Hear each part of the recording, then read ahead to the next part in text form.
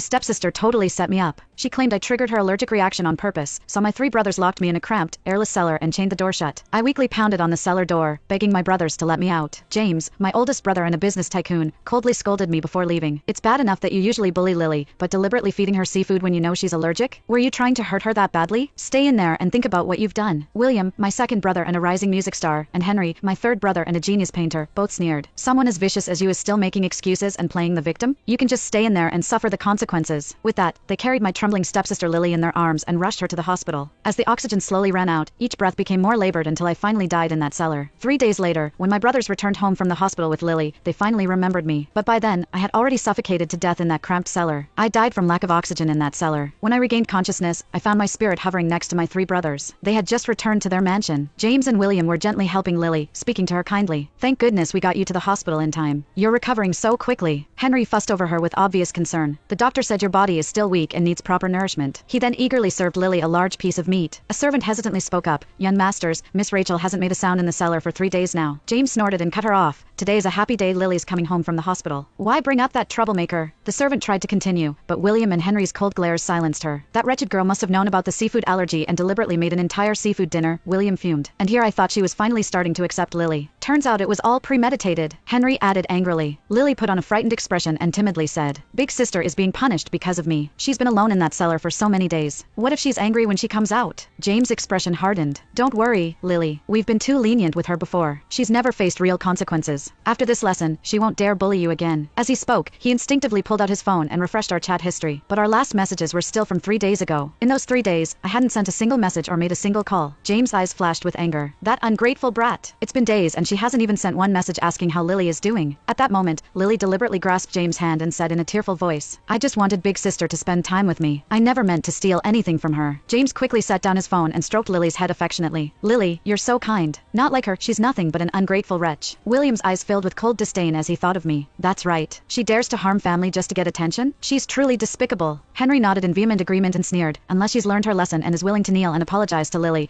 I'll throw her out of this house myself. I stood nearby, listening to my brother's words, and could only laugh bitterly at the absurdity. But my spirit's actions went completely unnoticed by the living. Ever since our parents died when I was young, my three brothers had devoted all their attention to me. One day I said I wanted a playmate my own age, so my brothers went to an orphanage and adopted Lily as my stepsister. I opened my heart to Lily's arrival, but in front of my brothers she repeatedly framed me, causing them to grow more and more distant from me with each passing day. Including this time, my three brothers locked me in that tiny cellar without a second thought. I struggled desperately, but could only feel the air in the cramped cellar growing thinner and thinner. Pounding on the cellar door, I begged my brothers over and over to let me out. But my brothers only looked at me coldly, angrily saying, What are you yelling about? This is all your own fault. If it weren't for you, why would Lily be suffering from such a bad allergic